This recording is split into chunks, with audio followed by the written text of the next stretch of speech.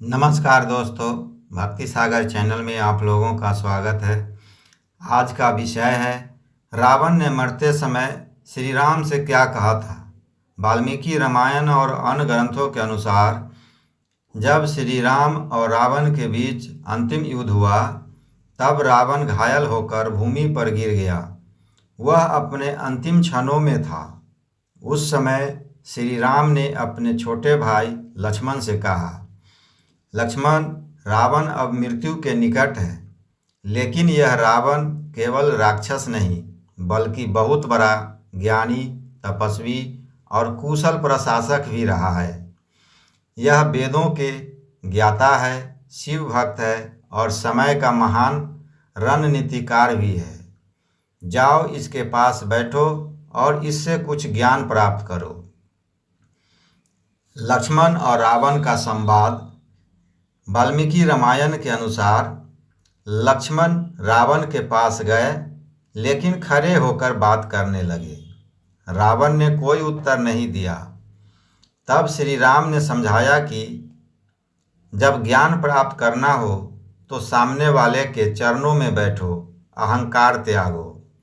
लक्ष्मण ने दोबारा जाकर रावण के चरणों के पास बैठकर नम्रता से पूछा, हे लंकेश्वर, मुझे अंतिम क्षणों में कुछ ऐसा उपदेश दीजिए जो जीवन में उपयोगी हो। रावण ने लक्ष्मण को क्या उपदेश दिया? रावण ने मृत्यु से पहले कुछ अत्यंत महत्वपूर्ण बातें कही। नंबर 1, श्रेष्ठ कार्य में देर नहीं करनी चाहिए। शुभस्य शीघ्रम। जब कोई अच्छा कार्य करना हो तो उसमें विलंब नहीं करना चाहिए। मैंने जब सीता को देखा उसी समय उन्हें बलपूर्वक लंका लाया। यह मेरा सबसे बड़ा पाप था। अगर मैं श्री राम से पहले ही क्षमा मांग लेता तो युद्ध ही नहीं होता। नंबर 2, नीति और नीति विरोधी कर्म का अंत पता होता है। मैंने जानते हुए भी नीति का उल्लंघन किया क्योंकि मेरा अहंकार मुझसे बड़ा हो गया था। जब भी कोई व्यक्ति अपने अहंकार को नीति से ऊपर रखता है तब उसका अंत निश्चित होता है। नंबर 3, शत्रु को कभी कमज़ोर न समझो। श्री राम को मैंने केवल एक मानव समझा और उनका उपहास उड़ाया, लेकिन वे साक्षात विष्णु हैं। किसी को भी, चाहे वह कैसा भी लगे, कमज़ोर समझना विनाश को आमंत्रण है। नंबर 4, समय का मूल्य समझो। समय सबसे बलवान होता है।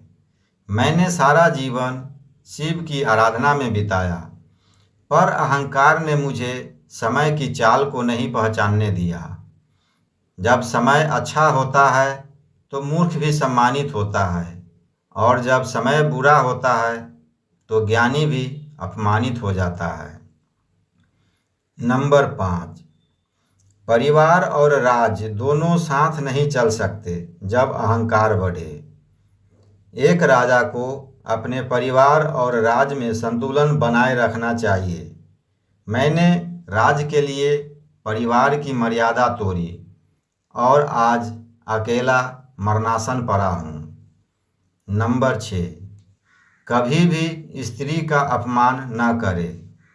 मैंने माता सीता का अपहरण किया।